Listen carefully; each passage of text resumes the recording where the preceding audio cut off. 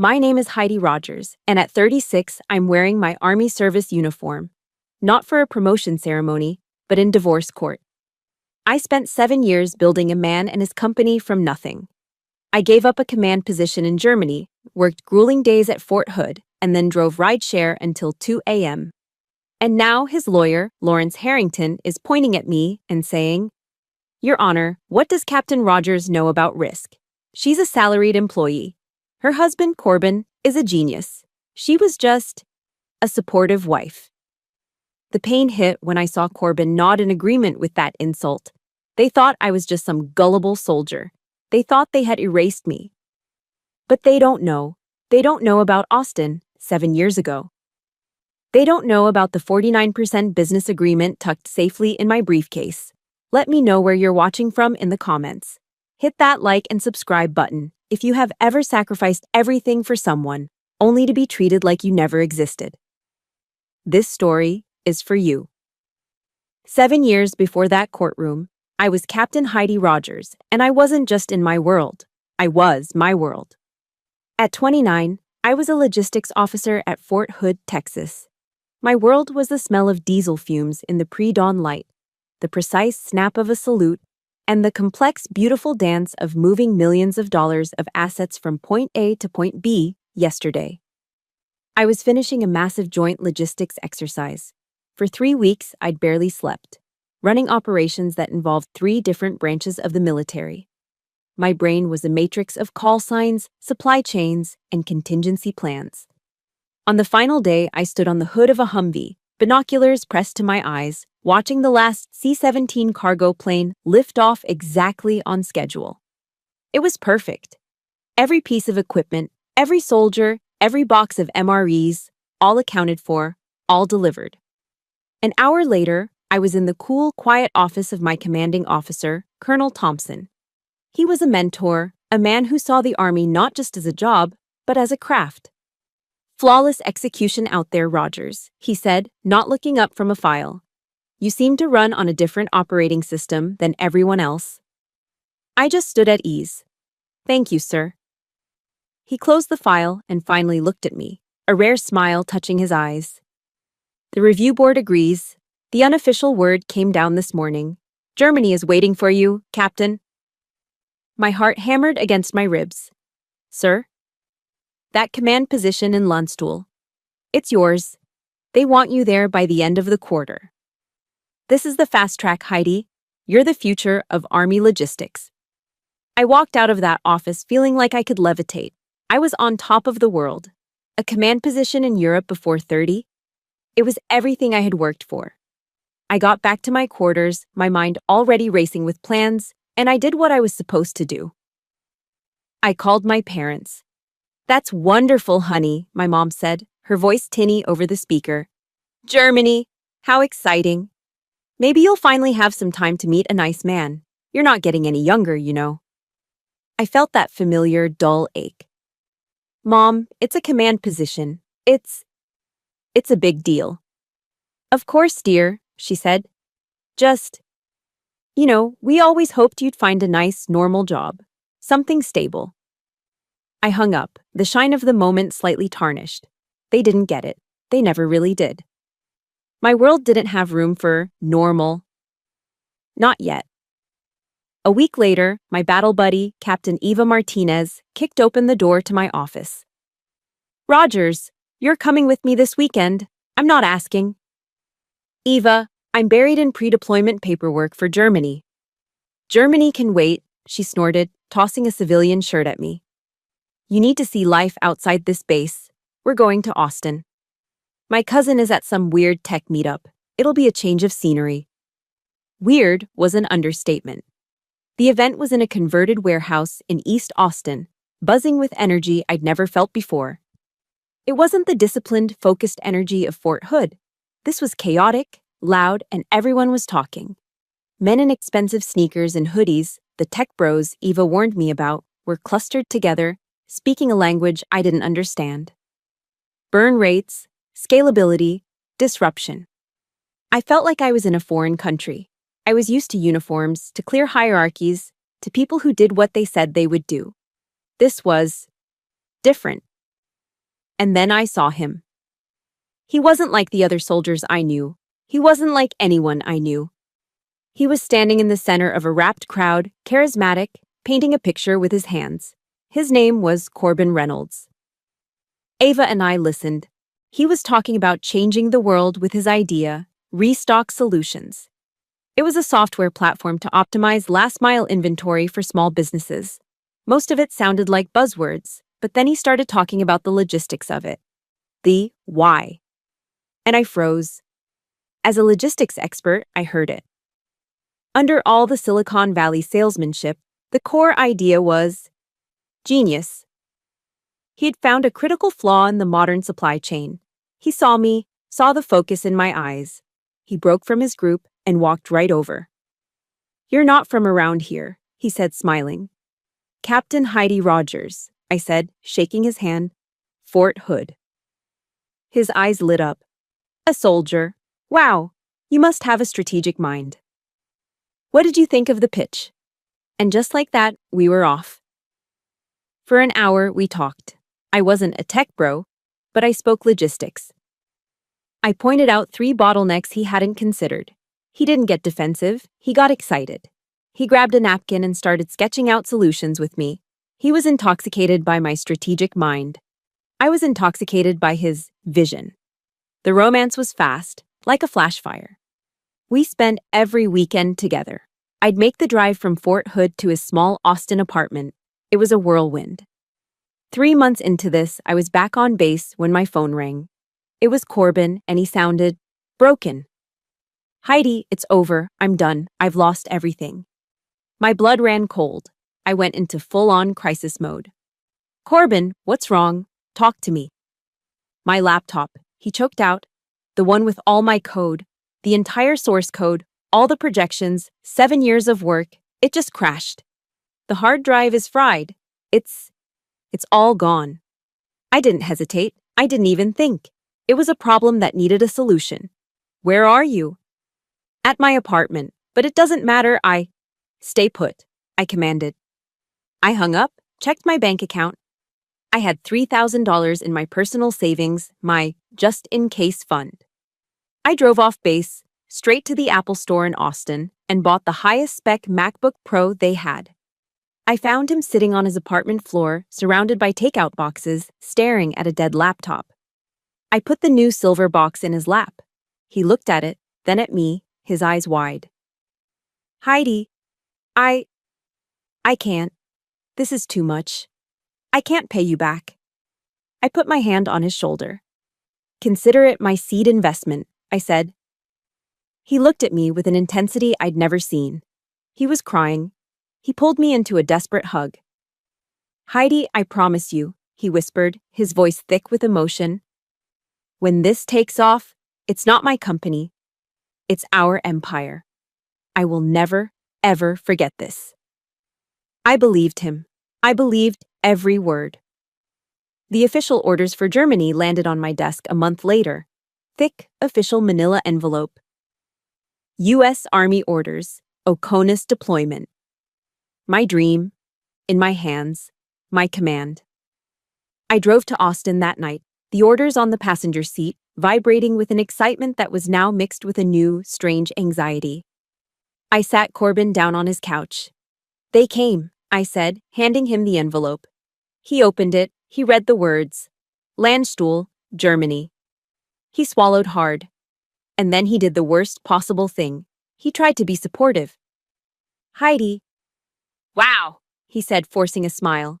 That's incredible. I mean, it's Germany. I can't stand in your way. You've earned this." But his face just crumpled. He stood up and walked to the window, turning his back to me. His shoulders slumped. I could see his reflection in the dark glass.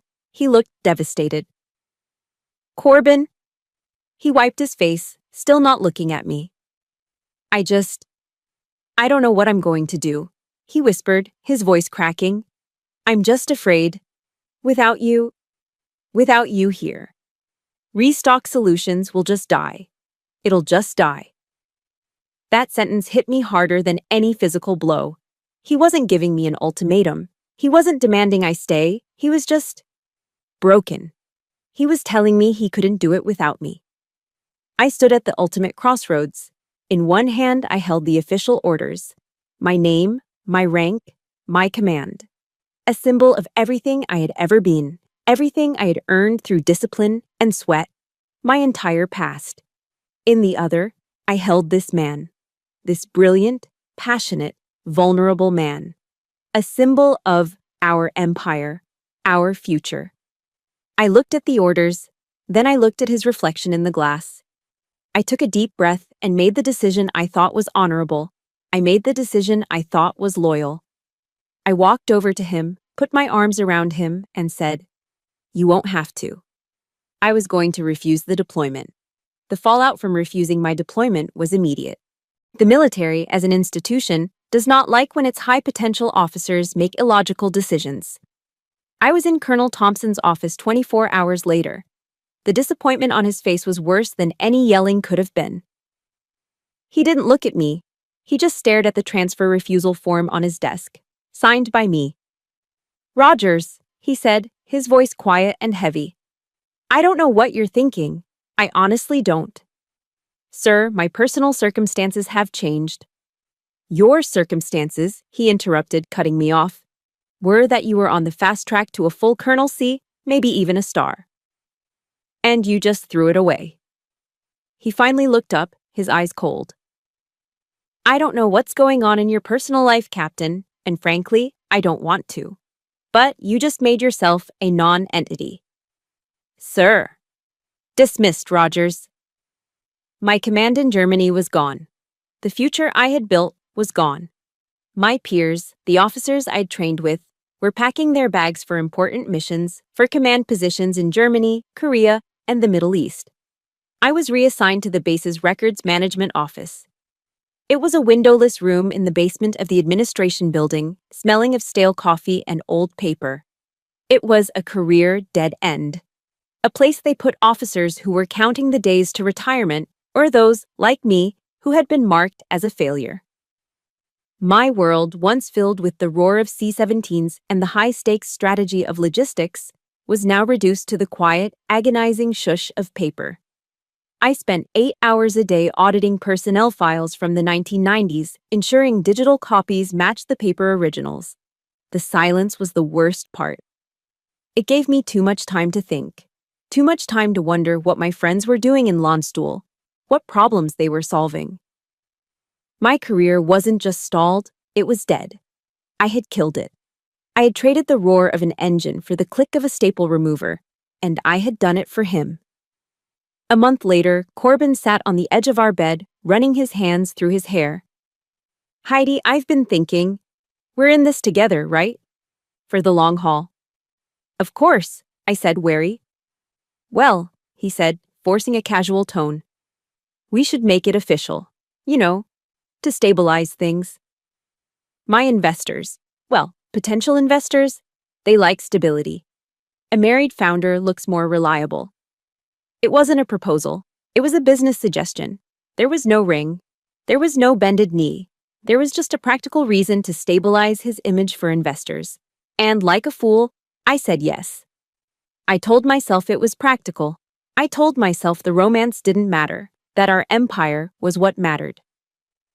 Our wedding took place on a Tuesday afternoon at the Travis County Courthouse in downtown Austin. It was an ugly, sterile building. The ceremony was performed in a small beige-walled office by a justice of the peace who looked bored. The lighting was fluorescent and unforgiving. There was no time to buy a dress. There was no money for a dress. I wore my Army service uniform. The dark blue jacket, the sharply pressed pants. It was the one thing I owned that still felt like me. It was a symbol of my honor, my service, my rank. The only guest was Corbin's mother, Mia Reynolds. This was my first time meeting her. Corbin had always been vague, saying she was a lot. Mia was tall, thin, and dressed in a crisp white linen suit that probably cost more than my monthly salary. She radiated an aura of expensive perfume and casual disdain. She looked around the courthouse waiting area like she was afraid to touch anything. When I walked out of the clerk's office, ready for the ceremony, Mia looked me up and down. Her eyes lingered on my uniform, on the captain's bars on my shoulders, and her lips curled into a faint, dismissive smile. She leaned over to Corbin, loud enough for me to hear. "Son," she whispered, her voice a dry rasp. "I didn't think a uniform was appropriate for a wedding." She paused, then delivered the killing blow. "But then again, I suppose it suits your circumstances." A chill, sharper than any winter wind at Fort Hood, went straight down my spine. She was calling me poor. She was calling me low class. She was taking the one symbol of my identity and turning it into a mark of shame. I looked at Corbin, waiting for him to defend me, waiting for him to say anything. He just gave a nervous, high-pitched laugh. "Mom, come on, be nice, it's our wedding day." He patted my arm, as if I were a child who'd scraped her knee, and in that cold, fluorescent-lit hallway, I felt the second part of my life die. My career was dead, and now my identity was an insult. I had sacrificed everything for this man, and in his world, I was just a circumstance. The months that followed set the pattern for our lives. Corbin, now stabilized by his new wife, quit his day job. "I have to focus 100% on Restock Solutions, baby," he announced one night, as if it were a brilliant strategic move. "This is it. We're all in." He was all in. But I was the one paying for it. His savings, which were never very large, evaporated. My salary as a captain became our sole source of income. And it wasn't just our life, it was his business. My paycheck covered the rent on our one-bedroom apartment in Austin, a city that was getting more expensive by the day. It covered our car payments, it covered our groceries, and it covered Corbin. It paid for his laptop, it paid for the software subscriptions, it paid for his networking lunches, it paid for his endless cups of $7 artisan coffee, and, most painfully, it paid for his conference fees. "Heidi, I have to go to this tech summit in San Francisco," he'd say. "The connections are priceless." So I'd transfer another $500 I didn't have, while I sat in my basement office filing records, eating a sandwich I'd packed from home. Whenever I tried to bring up money to express the crushing weight of the pressure, he'd kiss my forehead, his eyes shining with that same old vision. "Heidi, we are investing. This isn't my company, remember? It's our empire. You're my co-founder. You're just the one who's funding it right now." And he'd use that word, our. That magic, manipulative word that made me feel guilty for even asking. I was sinking, and the one person who was supposed to be my partner was the one holding my head underwater.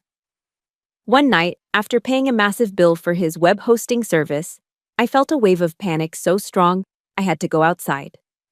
I sat on our tiny apartment balcony, the muggy Texas air sticking to my skin. I needed an anchor. I needed comfort. I pulled out my phone and called the one person I thought I could always count on. I called my mom. I tried to explain it. I didn't tell her about the money. I didn't tell her about Mia. I just focused on the sacrifice. "Mom, I'm struggling a little," I admitted, the words feeling like glass in my throat.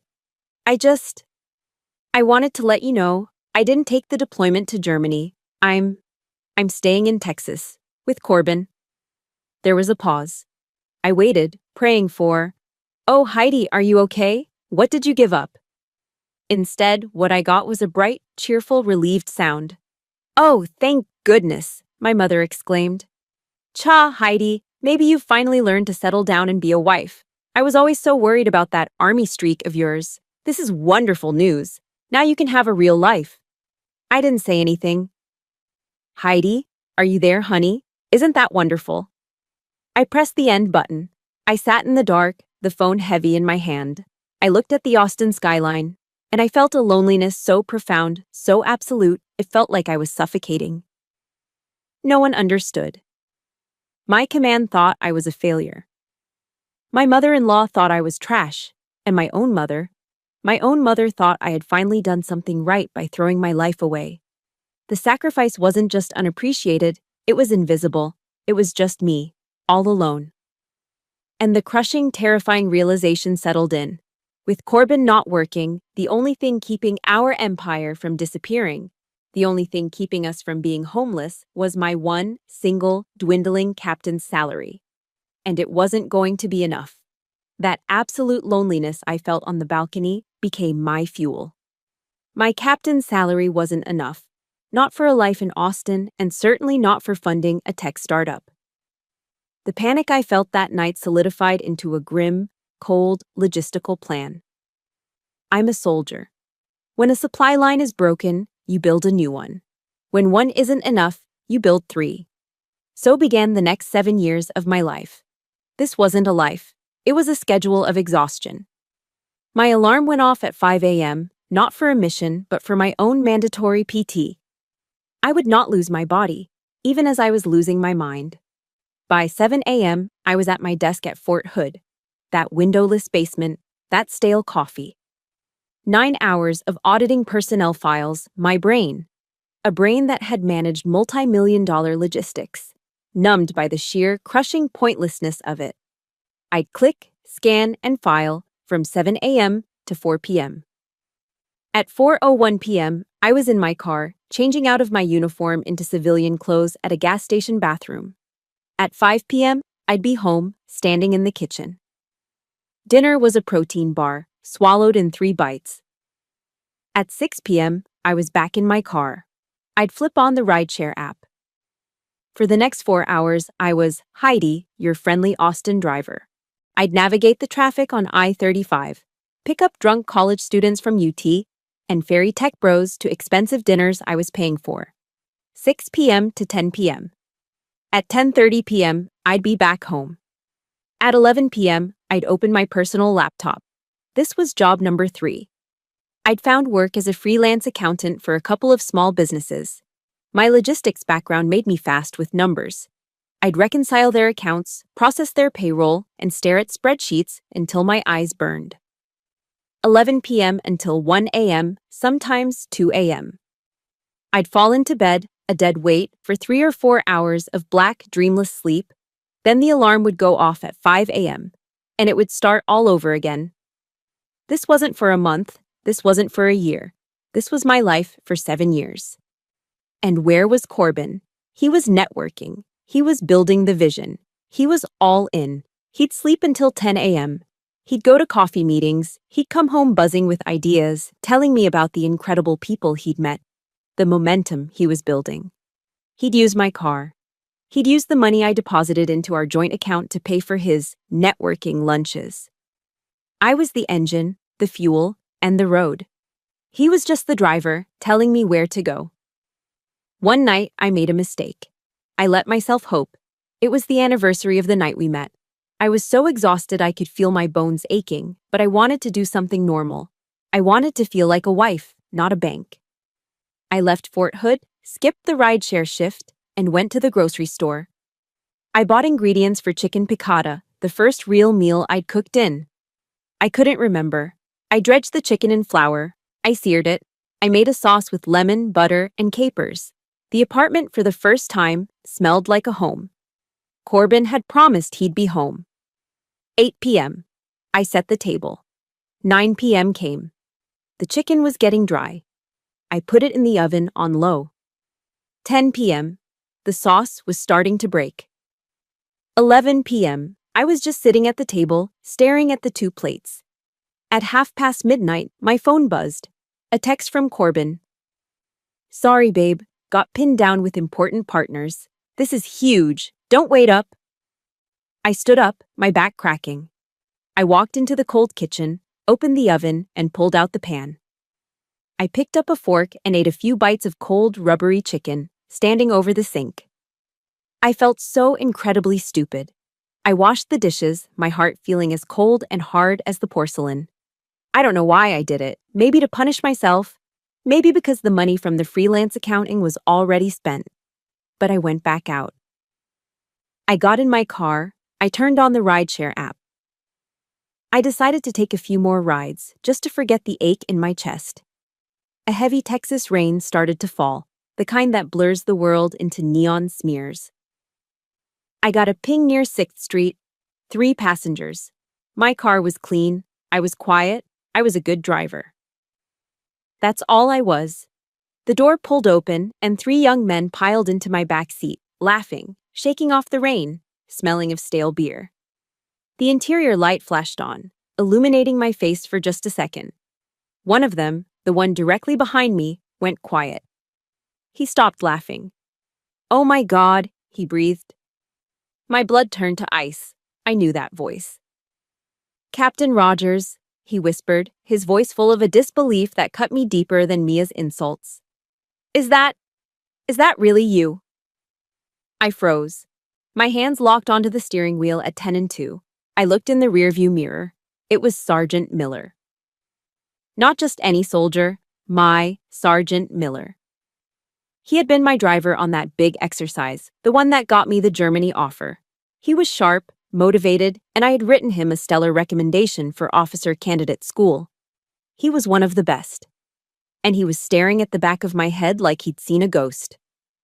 The car fell into a horrible, dead silence. The only sound was the thwack, thwack, thwack of the windshield wipers. His two friends were looking back and forth, confused. "Miller," I said, my voice coming out strained and unfamiliar. "Good to see you. Where are you guys headed?" He told me their address, his voice flat with shock. The rest of the ride, 10 minutes, was the worst 10 minutes of my entire life. I could feel his eyes on me. I wasn't a captain. I wasn't a leader. I was just a tired woman in a Toyota Camry, driving drunk soldiers home for $12. As they got out, Miller paused, his hand on the door. He looked at me, and his eyes, they weren't angry. They weren't disappointed. They were full of pity. That was the worst. That was the absolute violation. He got out. I heard him whisper to his friends as they walked away, his voice carrying in the rain. That was my CO, he said, his voice thick with confusion. She was one of the best. Was. It's a terrible feeling, isn't it? Being pitied. If you've ever felt that gut-wrenching moment of being looked down on by someone who used to look up to you, hit that like button for Heidi. And comment below with one word for Sergeant Miller's face in that moment. Was it shock or pity? That was the moment something broke. A few weeks later was our honeymoon, or that's what Corbin called it. Restock Solutions had gotten a tiny seed funding check, and it paid for them to attend the SSW South by Southwest Tech Conference. Corbin was in his element. He was a minor celebrity, walking the floor of the convention center, networking, shaking hands, drinking at the free bars. I was just there. I felt like a piece of luggage he had to drag around. I wasn't a tech wife. I wasn't an innovator.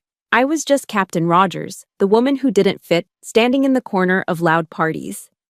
That night, we were in the hotel room he had expensed. Corbin was passed out on the bed, fully clothed, snoring and reeking of expensive whiskey. I went into the bathroom. I looked at myself in the harsh, bright light of the vanity mirror. I looked old. I had dark circles under my eyes that no amount of concealer could hide. My skin was dull, my hair was thin. And then, I saw it. I saw Sergeant Miller's face again, reflected in that mirror. I saw that look of pity. I had given up my career. I was working 3 jobs. I was exhausted. I was old, and my identity had been so thoroughly erased that a man who used to respect me pitied me. I realized I had bet everything. My career, my body, my youth, my honor. I had bet it all on Corbin. A cold, sharp, terrifying fear shot through me. It was worse than the exhaustion, worse than the pity. What if he was a bad bet? That cold, sharp fear in the hotel bathroom was something I recognized. It was the same adrenaline spike I'd felt during high-stakes training exercises, the moment before a simulated ambush, the moment you realize the plan has failed and you are exposed. And in the military, when you're exposed, you don't panic. You act. The next morning, Corbin was still dead to the world, buried under the hotel pillows, snoring off the whiskey. The sun was barely up. I was showered, dressed, and my mind was a steel trap. The humiliation from Sergeant Miller, the pity, the fear, it all coalesced into a single, clear objective. I needed a contingency plan. I sat on the hotel balcony, the cool Austin morning air doing nothing to calm the tremor in my hands. I opened my laptop. I wasn't just a wife. I wasn't a rideshare driver. I was Captain Heidi Rogers, U.S. Army Logistics. And I had access to one of the most powerful resources on the planet, the Veteran Network. I didn't search for divorce lawyer. This wasn't about divorce. This was about assets. I searched for Austin's top corporate litigators, Veteran. One name dominated the results, Marilyn Chin. The reviews were terrifying. A shark. Relentless. Doesn't stop until she wins. And then, the bio. Marilyn Chin served 12 years in the U.S. Marine Corps, retiring as a major from the JAG Corps. A Marine. Perfect. I called her office. I explained to a very skeptical paralegal that I was an active duty Army captain and I needed to speak to Ms. Chin on an urgent, personal matter. Tell her it's a veteran-to-veteran consult, I said, using the words I knew would work. 2 hours later, I was sitting in the most expensive-looking office I had ever seen, overlooking the state capitol. Marilyn Chin was nothing like her shark-like photos. She was small, impeccably dressed, and had an aura of absolute, terrifying calm. She didn't waste time on pleasantries. Captain Rogers, she said, her voice quiet, you have 30 minutes. Talk. I laid it all out. The refusal of my deployment, the desk job, the 3 jobs, the 7 a.m. to 2 a.m. days, the protein bar dinners, the rideshare humiliation, the our empire manipulation. She listened without a single flicker of emotion, her hands steepled on her desk. When I finished, I was breathing hard, ashamed. I expected her to lecture me. Instead, she nodded slowly. I understand discipline, Captain, she said, her voice softening just a fraction. And I understand how this civilian world, how it eats people like us alive. We are trained for loyalty, for honor. They are not. She leaned forward. Let me be clear. You are 100% funding a high-risk startup in which you have zero equity. That is not a marriage, Captain. That is catastrophic financial stupidity. We will fix it.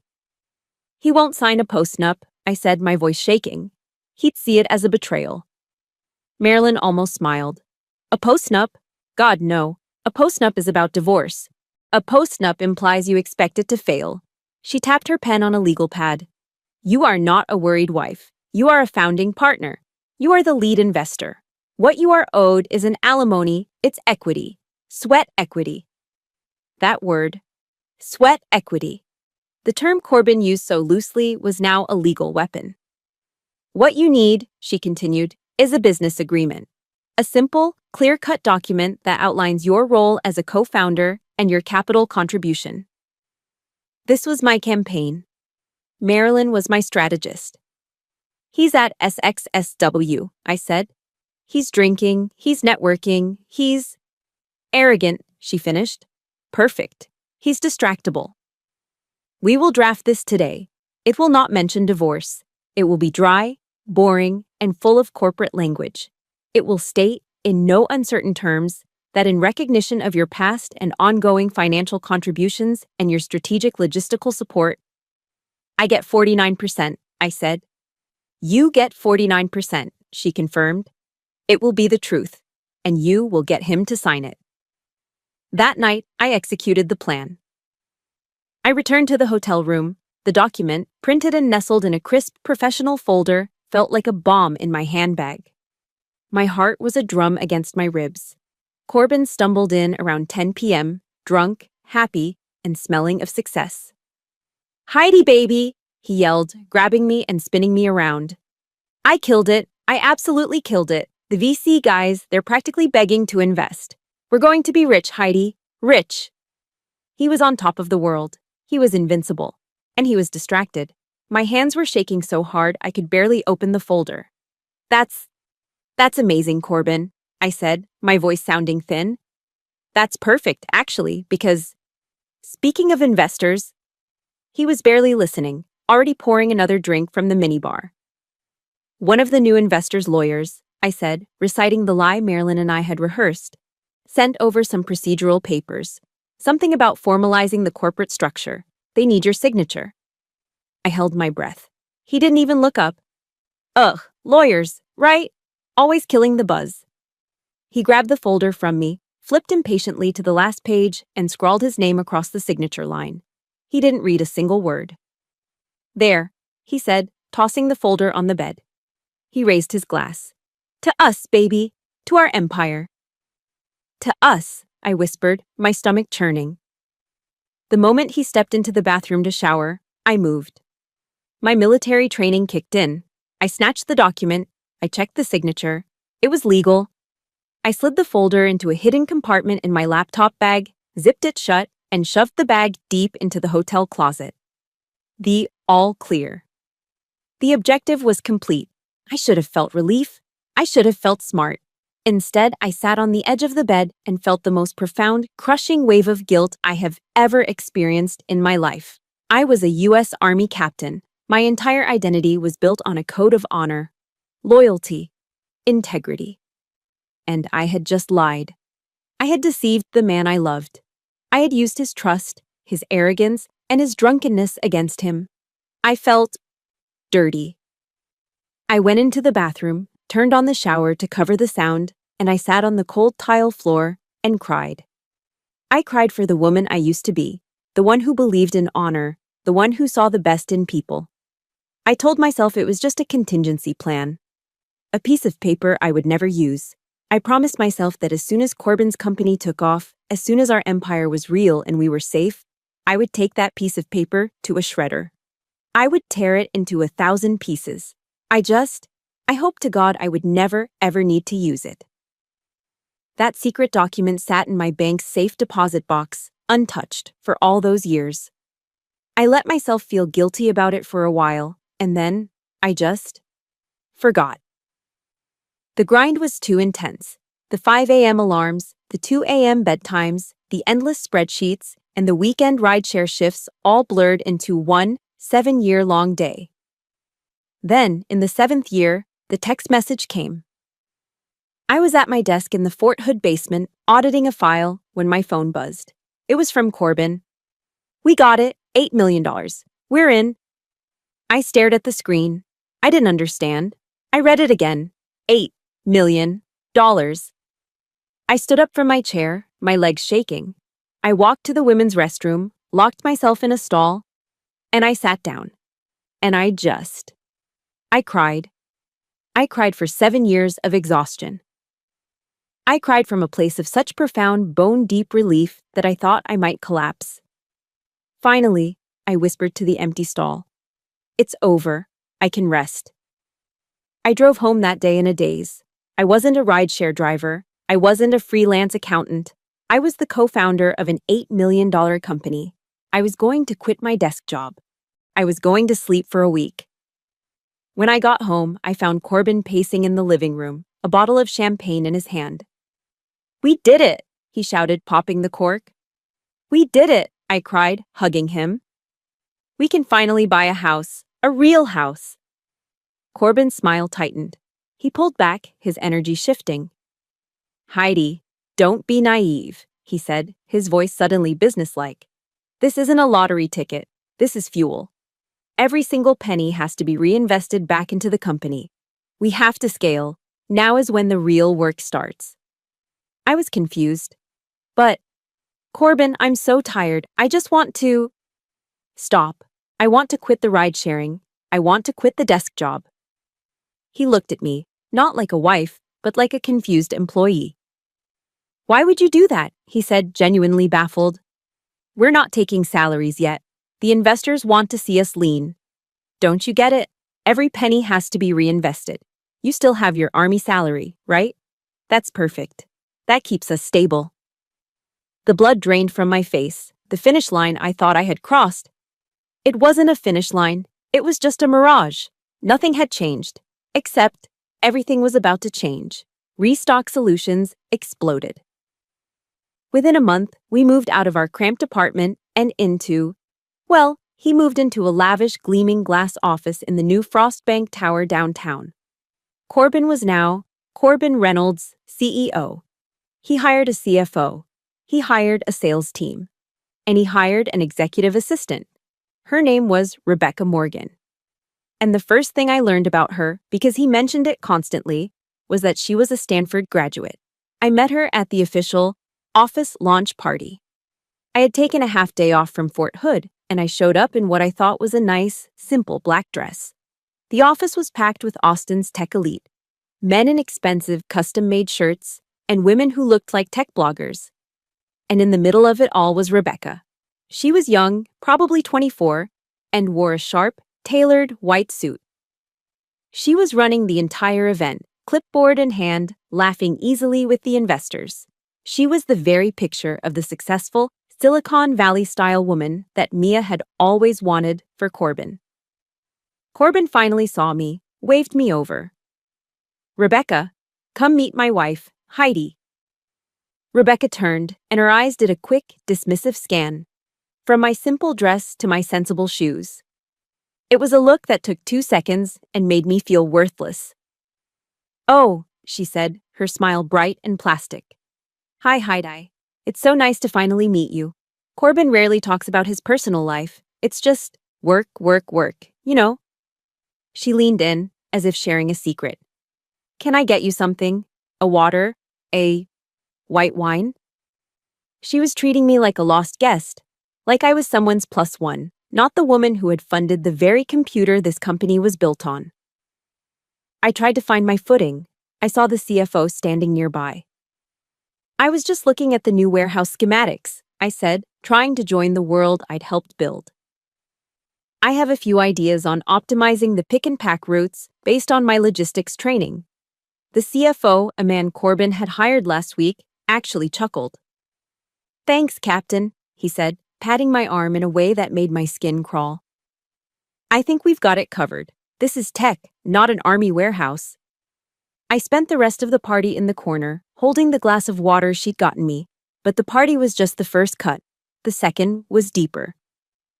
Mia, my mother-in-law, was ecstatic about the $8 million. A week after the party, she decided to throw a celebratory dinner for the core team. I was at home, assuming Corbin was at a late meeting, his new normal. I was eating leftover something out of a container, scrolling through Instagram, just waiting for the night to end. And then, I saw it. A photo posted by Mia Reynolds. It was a group shot. They were all sitting at a long formal table. I recognized the wood-paneled background immediately. The Austin Club.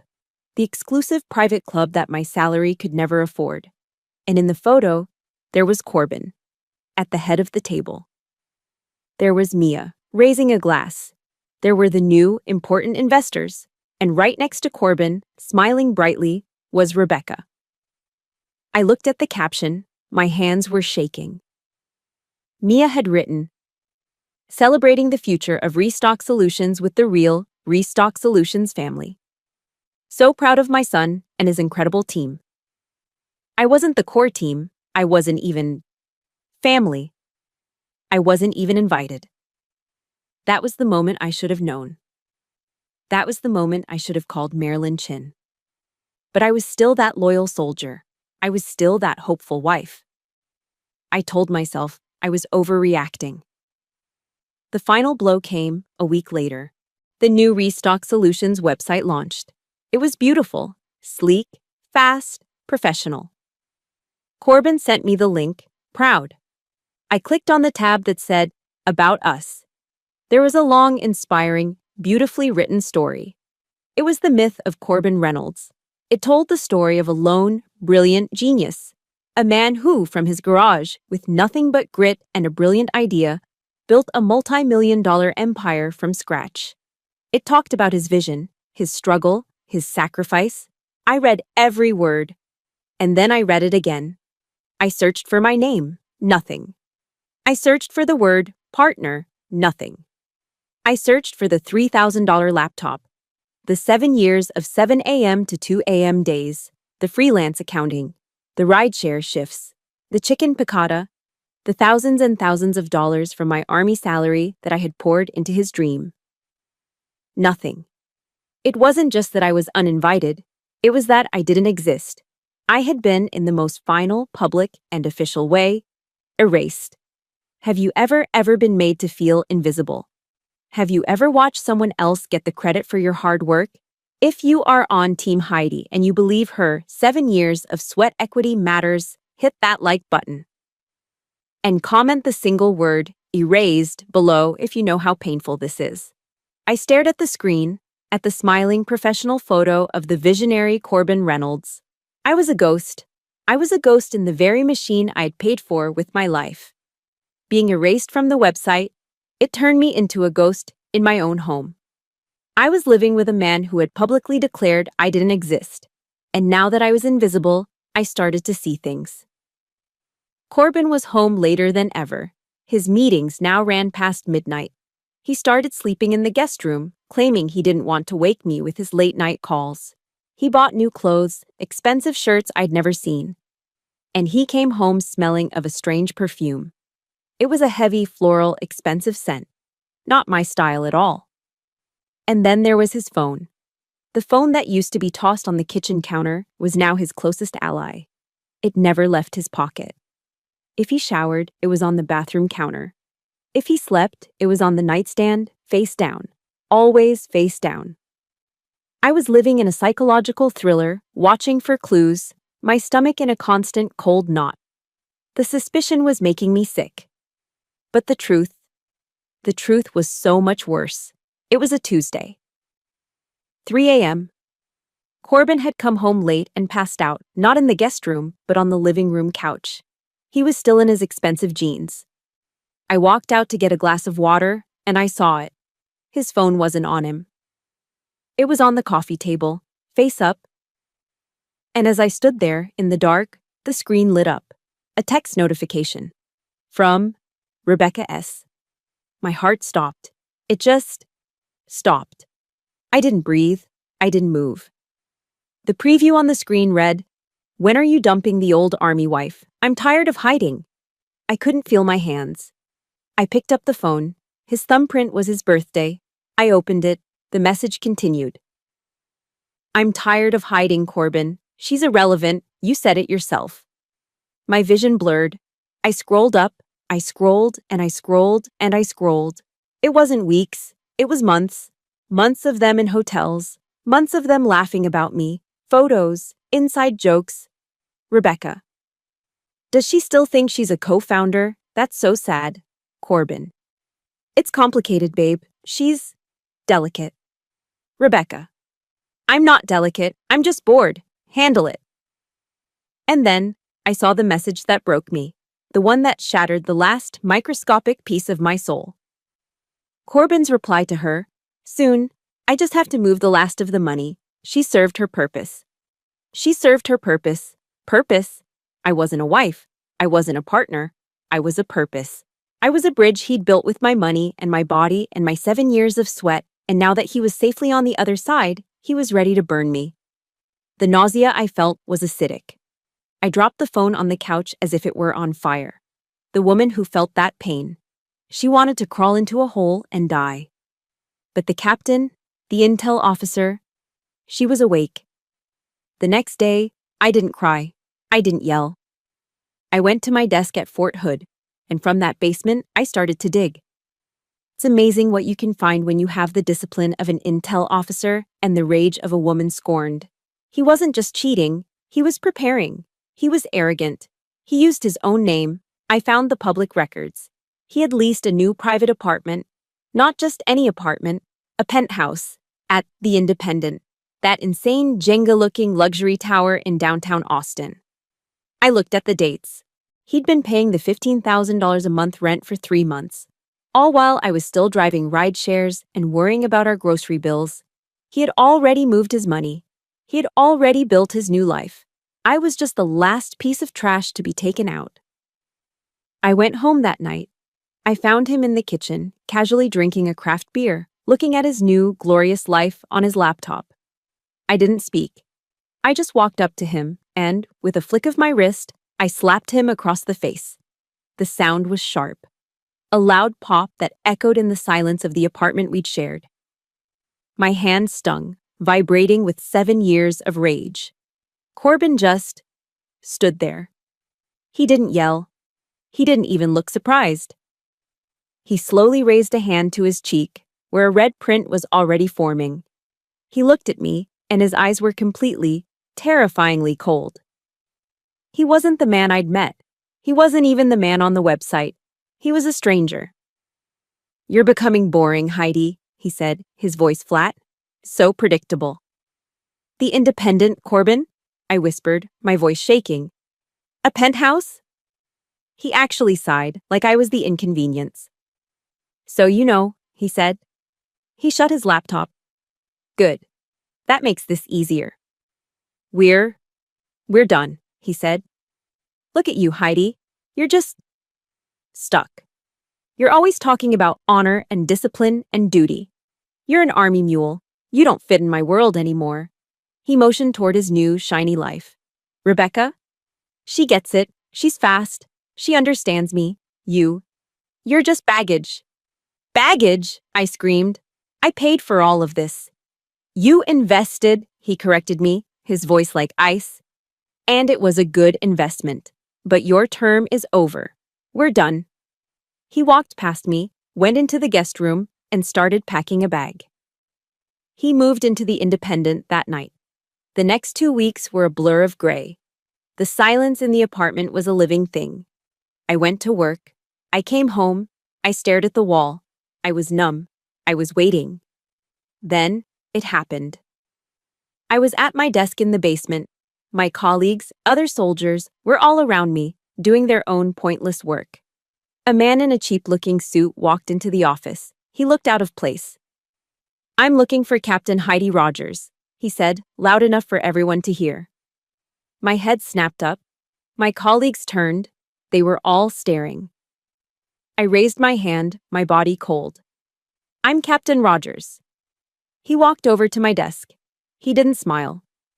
He pulled a thick envelope of papers from his satchel. "You've been served," he said, dropping the papers on my desk. In front of everyone, in front of my peers, my colleagues, my subordinates. In the one place I had any shred of dignity left. He turned and walked out. The office was silent. I could feel 20 pairs of eyes on me. I grabbed the envelope, my hands shaking so badly I could barely hold it. I stood up, walked to the women's restroom on legs made of jelly, and locked myself in the stall. Divorce papers. I ripped them open. My eyes scanned the legal jargon. And then I saw it. The settlement. He was offering... I had to read it 3 times. I thought it was a typo. $50,000. $50,000. It wasn't a settlement. It was a tip. It was a pity payment. It was what he paid for 3 months of rent at his new penthouse. It was his final valuation of my 7 years, my 3 jobs, my honor, my body, my entire life. $50,000. The nausea I'd felt in the living room came roaring back. I leaned over the toilet and I dry heaved. I retched and gagged, but nothing came up. Because there was nothing left. I was empty. I don't know how I got home from Fort Hood that day. I don't remember the drive. I don't remember walking into my apartment. I spent the next 3 days in what I can only describe as a gray fog. The dark night of the soul isn't a poetic expression. It's a place. It's a cold, soundproof room, and I was in it. I didn't eat. I didn't sleep. I just sat. I sat on the couch in the silent, empty apartment, still in my uniform from the day I was served. I stared at the wall. The $50,000 wasn't an insult. It was an execution. It was Corbin's final declaration that my 7 years of life, my career, my body, my purpose, was worth a down payment on a luxury car. Everything I had ever believed in had proven to be a lie. I looked at the awards on my bookshelf. I looked at my Army Commendation Medal. I looked at the Meritorious Service Medal. They meant nothing. I had built my entire life on a code: honor, loyalty, integrity, commitment. And what did it get me? It got me publicly humiliated in front of my soldiers. It got me erased. It got me replaced by a girl from Stanford. It got me a $50,000 pity check. My loyalty wasn't a virtue. It was a fatal flaw. My honor wasn't a strength. It was a weakness that he had exploited from the day he met me. I had sacrificed my entire career for a con artist. I was a fool. A broken, pathetic, empty fool. On the third day of the fog, I finally moved. I was numb. I felt like I was moving underwater. I started to clear out Corbin's things, though he hadn't left much. Just some old clothes, some books. I was on my hands and knees in the bottom of the closet, pulling out old boxes, when my hand brushed against something I hadn't seen in years. It was a stack of books from before Corbin. Back when I had time to read. And on the top of the stack was a book I'd bought ages ago at a shop on South Congress, The Gifts of Imperfection, by Brené Brown. I stared at the name, the famous Austin icon, the woman who had built an empire by talking about shame. I pulled the book out. It felt heavy. I sat back on my heels on the floor of the empty closet, and I opened it. My eyes were so blurry from not sleeping that the words just swam on the page. I flipped a few pages, not really reading. It was just something to do. And then my eyes landed on a sentence. It was a sentence I had apparently underlined in pen all those years ago. Vulnerability is not weakness. It's our most accurate measure of courage. I read the line again. Vulnerability is not weakness. A strange, cold clarity cut through the gray fog. My mind raced back. My fatal flaw. My blind loyalty. The moments I was most ashamed of. That first $3,000 for the laptop. The moment I turned down Germany. The 7 years of 3 jobs. The guilt I felt after signing that secret contract. The one I'd buried in a bank vault because I was so ashamed of my deceit. Corbin and his mother and Rebecca. They saw all of that as weakness, as pathetic, as something to be used. I stared at the page, and for the first time, I saw it. It wasn't weakness, it was the proof of my commitment. I wasn't weak for trusting. I was courageous. I was courageous enough to bet on someone. I was courageous enough to sacrifice my own ambitions for a partnership I believed in. My vulnerability, my loyalty, wasn't the joke. He was the joke. He didn't just break a promise. He didn't just cheat. He betrayed the most courageous part of me, and that realization, it didn't make me sad. It didn't make me want to cry. It made me angry. It was a new kind of anger. It wasn't the hot, messy anger that made me slap him. It wasn't the desperate anger I'd felt in the bathroom. It was a cold, quiet, and perfectly focused rage. The fog was gone. The dark night of the soul was over. The captain was back. I closed the book. I stood up. I knew exactly what to do. I walked into the bathroom, washed my face, and pulled my hair back into a tight regulation bun. I put on a clean, pressed civilian shirt and jeans. I grabbed my purse and my car keys. I drove, not aimlessly, but with a destination. I drove to the Chase Bank branch where I'd had an account since I was first stationed at Fort Hood. I walked past the tellers, my footsteps echoing on the marble floor. I walked to the back, to the vault. A nice young man helped me. "How are you today, ma'am?" "I'm fine," I said. "I need to access my safe deposit box." He led me into the vault. He used his key. I used mine. He pulled out the long, cold metal box and set it on the table in the private viewing room. He closed the door. I sat down. I lifted the lid. And there it was. It wasn't buried. It was right on top. The crisp, clean folder Marilyn Chin had given me 7 years ago. I pulled it out. I opened it. The business agreement. I looked at the clause Marilyn had drafted. The one that defined my 7 years of ride-sharing, accounting, and Army salary as sweat equity. I looked at the last page. Corbin's sloppy, arrogant signature next to the line, 49%. When I'd last held this paper, in that hotel room, I'd felt sick with guilt. I'd seen it as a betrayal of my honor. But as I sat there in the cold, quiet bank vault, I realized the truth. This paper wasn't the lie. This paper was the truth. This was the only truth left. This wasn't deceit. This was the receipt. This was the proof of my courage.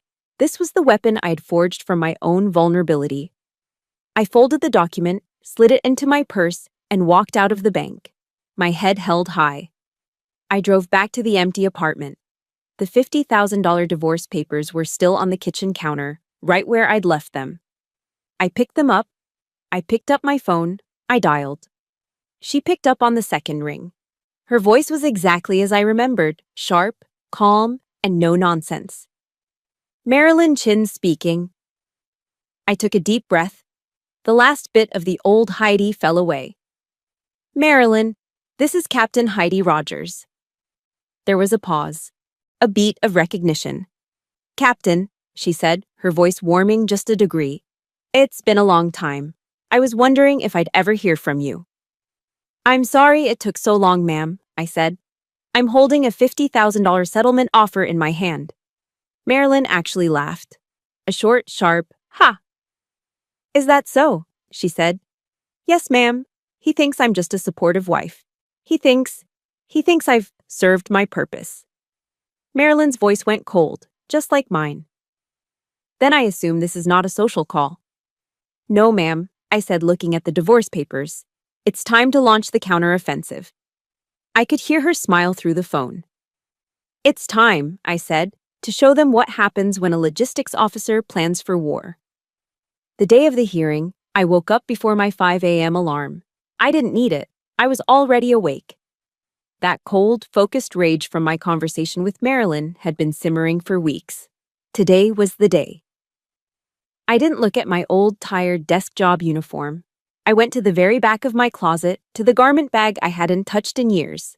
I put on my Class A Army service uniform. The dark blue jacket, the light blue trousers, the polished brass. I pinned on my ribbons, the Meritorious Service Medal, the Commendation Medals. I fixed my captain's bars onto the shoulders. I looked in the mirror. This uniform wasn't a costume, as Corbin's lawyer had implied in his filings. It wasn't pitiable. It was my armor. It was me. I drove to the Travis County Courthouse in silence. Marilyn Chin was waiting for me on the front steps, holding a sleek leather briefcase. She wasn't in uniform, but she wore a dark, severe suit that had the same effect. She looked at me, gave a single, sharp nod, and we walked in. The courtroom was small, sterile, and cold. Corbin was already there. He was wearing an obnoxiously expensive Italian suit, looking like the cover of a tech magazine. Beside him sat Rebecca Morgan, looking young, sharp, and nervous. And in the front row, like a queen holding court, was Mia Reynolds, her face a mask of bored superiority. And then there was their lawyer, Lawrence Harrington. He was exactly what you'd expect. $5,000 suit, a gold watch, and a smile that didn't reach his eyes. Marilyn and I sat at our small table. We were outgunned and outnumbered. It didn't matter. We had the truth. The morning was a blur of legal arguments. Harrington was a shark. He was smooth, charming the judge, painting a picture of Corbin as a lone visionary. Your Honor, Harrington said, his voice dripping with false sincerity, my client, Corbin Reynolds, is Restock Solutions. He is a visionary, a genius. He took an idea and, with his own sweat and his own risk, built an $8 million company from nothing. He then turned, slowly, to look at me. He pointed. And what of Captain Rogers? A fine soldier, I'm sure. But what does a soldier know of risk? What does a salaried government employee know about the terrifying sleepless nights of the private sector? She had a pension. She had health care. She had a guaranteed paycheck. He walked towards me, his voice low and condescending. Her entire career is based on following orders. We are here to talk about building a business, Your Honor. Not following a manual. Captain Rogers was a supportive wife, but a partner, a founder. The claim is, frankly, insulting to the real entrepreneurs of this city. My blood was boiling. I felt my hands clench into fists under the table. I felt the heat rise in my face. This was the attack from my nightmare. He was using my service as an insult. I looked at Mia. She was nodding, a smug little smile on her lips. This was their story, the narrative they had built. I was just the dumb, loyal, military mule. Then it was Corbin's turn to testify. He took the stand, swore the oath, and transformed. He became the brilliant, wounded, misunderstood genius. Mr. Reynolds, Harrington asked, Did your wife, Captain Rogers, ever contribute to the strategy of Restock Solutions? Corbin let out a small, sad-sounding sigh. I love Heidi, he said, actually managing to look sorrowful. I always will. But no. She just wouldn't understand. It's a very complex world, the technology, the financial models. So she had no business savvy, no strategic input. No, Corbin said, shaking his head. She's a soldier. She's a logistics officer. She's not an entrepreneur. I mean, her contribution was her salary. And I was grateful for that. But that was it. She never had a real job in the business world. He looked at me, his eyes full of fake pity. It was 100% my company, my idea, my work. I built it. I looked at him. The man I had driven for, the man I had turned down Germany for. He was lying, under oath, without a single flicker of hesitation. I felt Marilyn's hand on my arm, a silent, stay calm. The court took a brief recess. When we returned, Harrington rested his case, looking impossibly proud of himself. Does the respondent have any witnesses? The judge asked. Just one, Your Honor, Marilyn Chin said, standing up. I'd like to call Mr. Corbin Reynolds back to the stand for cross-examination. Harrington's smile faltered for a second. Corbin looked annoyed, but he swaggered back to the witness box. Marilyn was a different creature from Harrington. He was a performer. She was a sniper. She approached the box, her hands clasped behind her back. Mr. Reynolds, you just testified, under oath, that Captain Rogers had absolutely no strategic input into Restock Solutions. Is that correct? That's correct, Corbin said, confident. She wouldn't know where to begin. You also testified that it was 100% your company and 100% your idea, correct? Yes, absolutely. And that her only contribution was her salary as a supportive wife? Yes. Marilyn smiled. It was a thin, dangerous smile, the smile of a Marine who has the enemy in her sights. Then, Mr. Reynolds, she said, her voice suddenly cutting through the room, perhaps you can explain this document to the court. She turned to me. Captain. I stood up. I picked up my own, identical leather briefcase. I clicked it open. I removed a single, bound document. Marilyn took it from me, walked to the judge, and handed her a copy.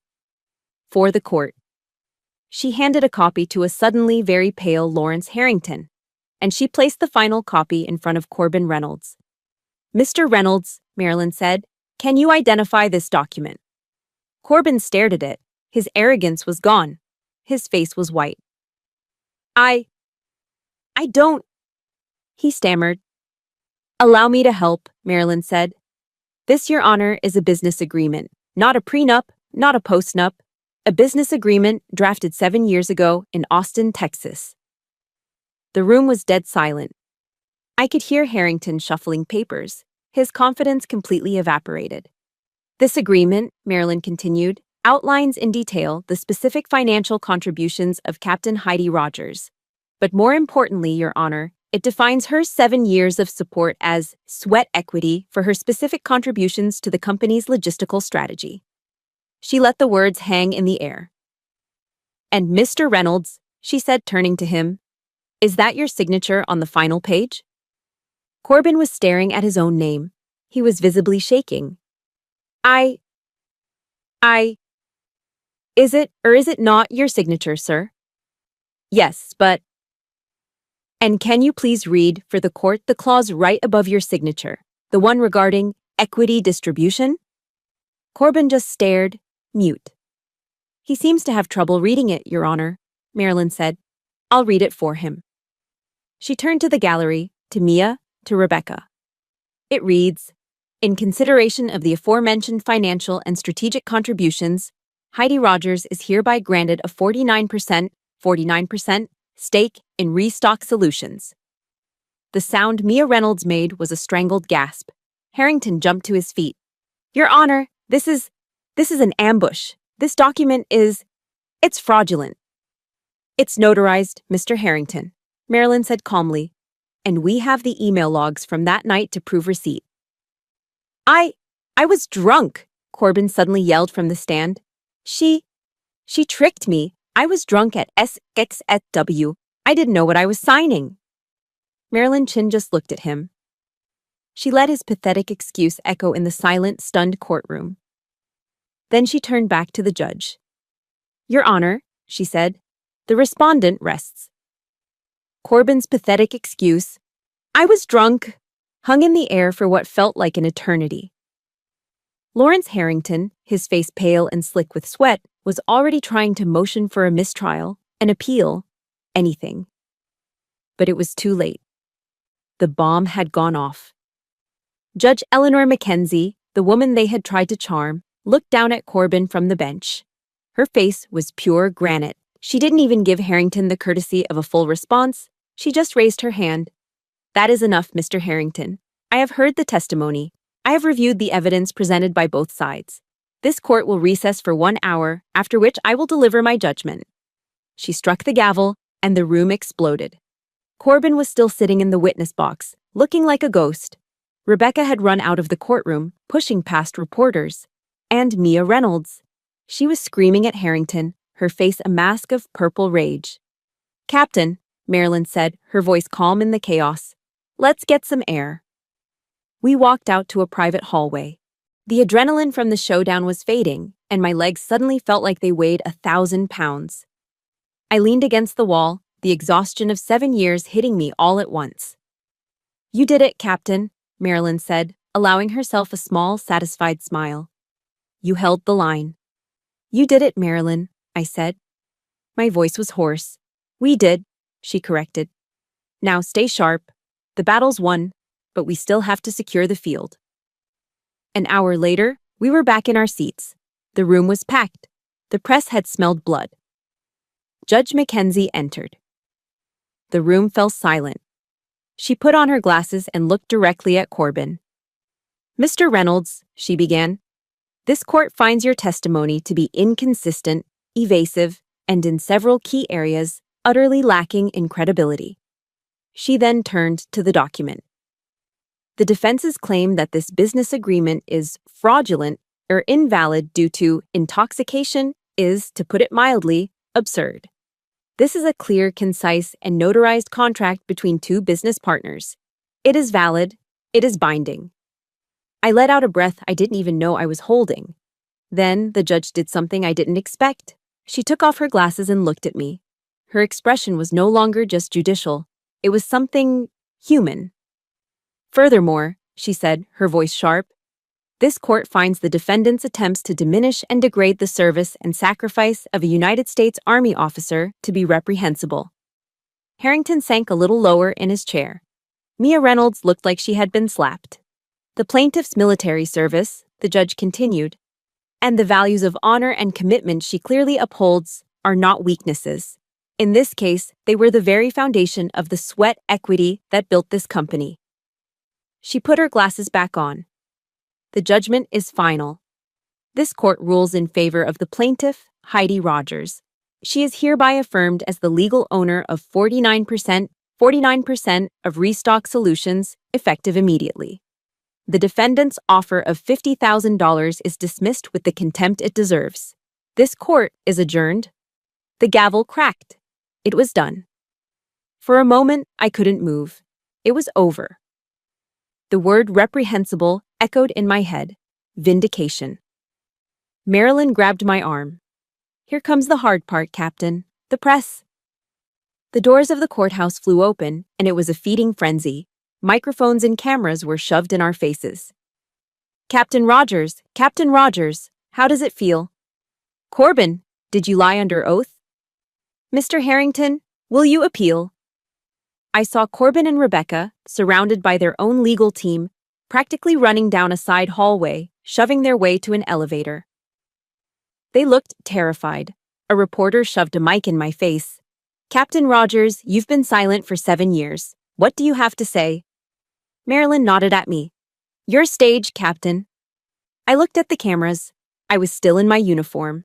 I was still a captain in the United States Army. I stood up straight, my shoulders back. I stepped up to the microphones. For the past 7 years, I said, my voice clear and strong, I have lived by the code I was taught in the army: integrity, honor, and commitment. I paused, letting the words sink in. This case was not just about money, it was about those principles. This judgment confirms that any partnership, whether in business or in life, must be built on that foundation. I am grateful to the court for recognizing the truth. "What's next for you and Restock Solutions?" another reporter shouted. "I expect Restock Solutions," I said, looking directly into the main camera, "to begin demonstrating those values in its future operations." It was a warning, and then I saw her.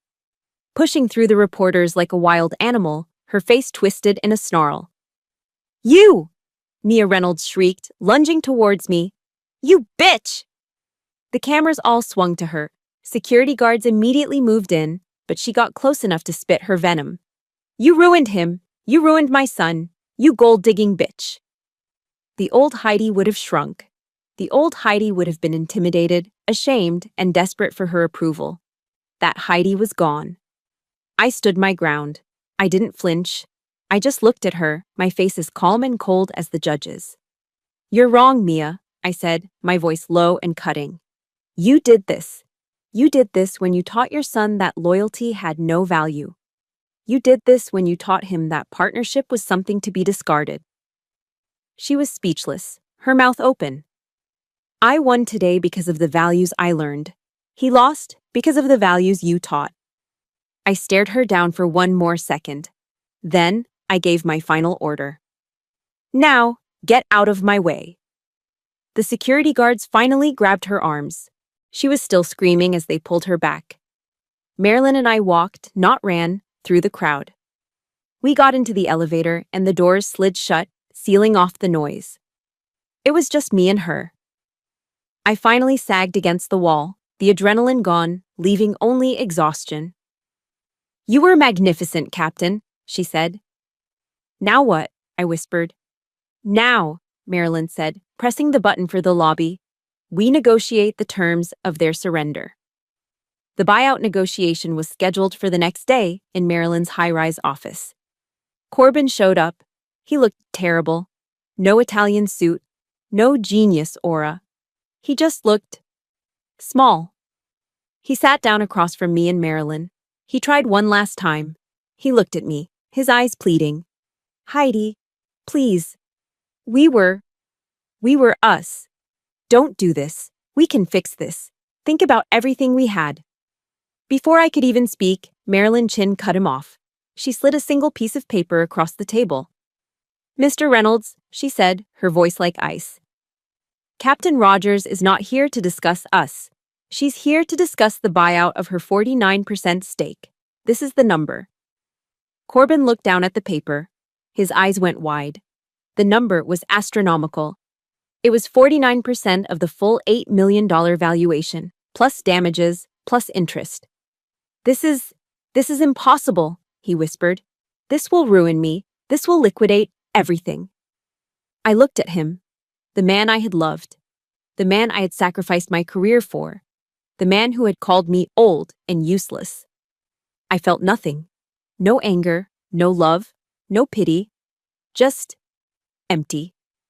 "This is not a negotiation, Corbin," I said, my first and only words to him. "This is the price.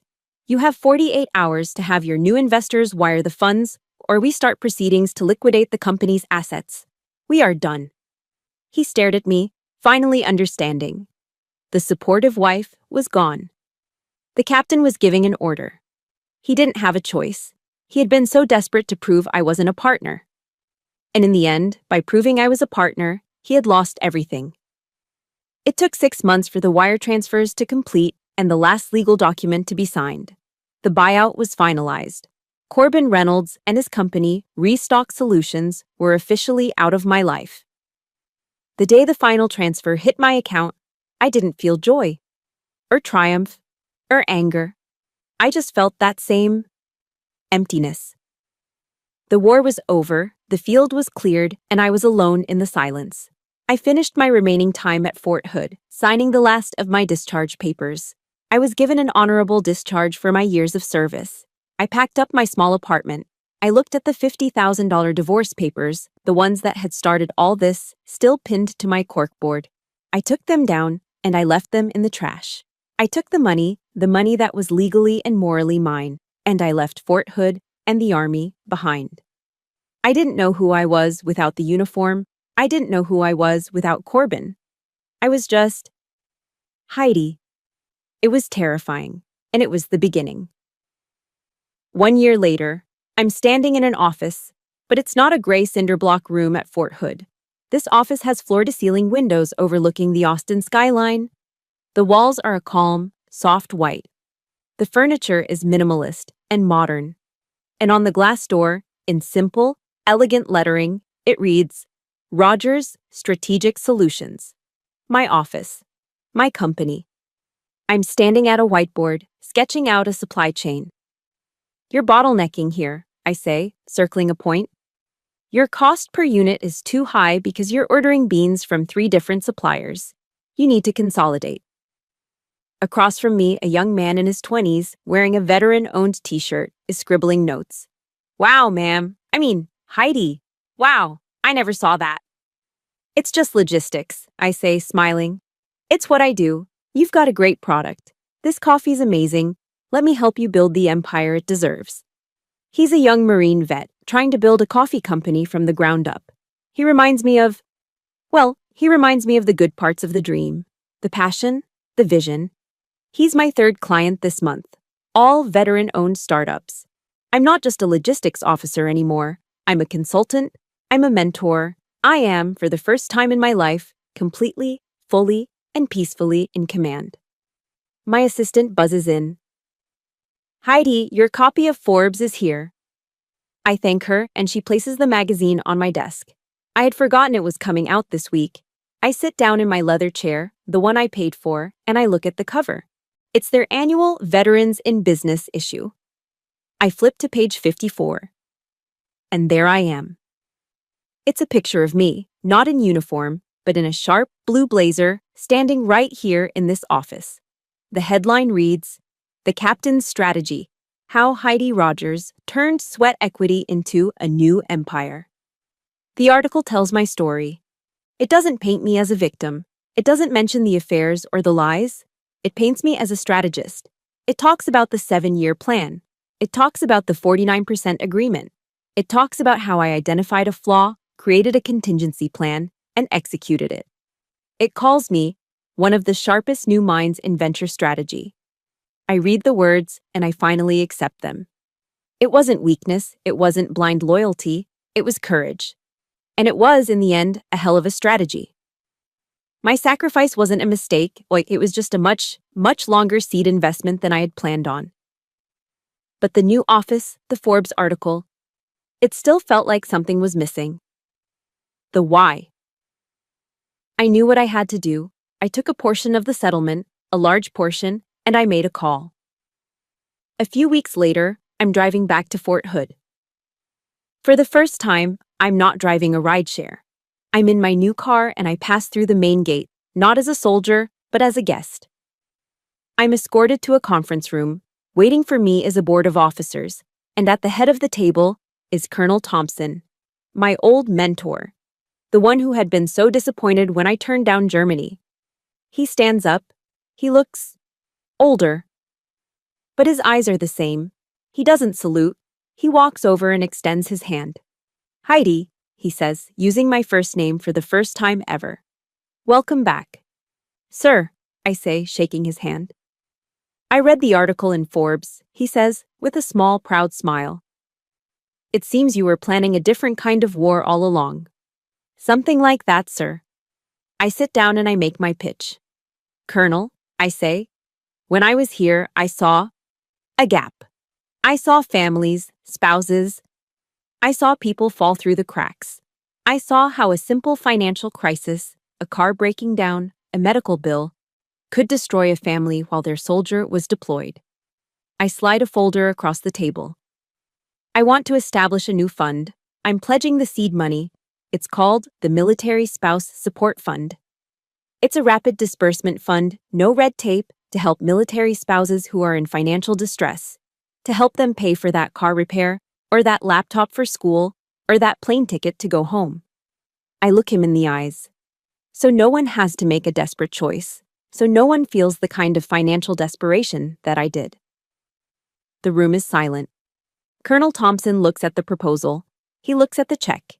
He closes the folder and stands up. He comes over, puts his hand on my shoulder. "Welcome home, Rogers," he says, his voice thick. "You were always one of our best." And that's the moment it all heals. The career killer desk job, the shame, the disappointment. It's gone. I've turned my pain into a purpose. My wound has become my legacy. I'm back in my office in Austin a week later. I'm finishing the logistics plan for the coffee company. My assistant knocks. "Heidi, a delivery for you." She brings in a small bouquet of flowers. Not extravagant, not roses, just simple, white flowers. "Who are they from?" I ask. "The card just has a C on it," she says. My blood doesn't run cold. My heart doesn't hammer. It doesn't do anything. She places them on my desk. I look at them. I pick up the small white card. It's written in his familiar, arrogant handwriting. "Congratulations. You deserve it." C. I hold the card. I think about the man who wrote it, the man I drove rideshare for, the man who called me useless, the man who tried to buy my life for $50,000. I don't feel anger. I don't feel hate. I don't feel sadness. I don't even feel forgiveness. I feel nothing. I am completely, totally, and absolutely empty of him. He's just a name from a previous life, a file from a closed case. I turn in my chair. I hold the small card over the shredder. I let it go. I listen to the quiet, mechanical zzz as the machine does its work, turning his final words into meaningless strips of paper. I turn back to my computer. I pull up the logistics chart for the coffee company, and a small, real smile touches my lips. I am free, and I am just getting started. Thank you for listening. My story wasn't just about winning in court. It was about finding my worth when everyone tried to erase it. I had to learn to stop looking for validation and build my own dawn. If this story resonated with you, if you've ever had to fight to be seen, I see you. Please comment "worthy" below if you believe in turning pain into purpose. It means the world to know I'm not alone. And please like this video and subscribe for more stories of resilience and justice. You are not alone.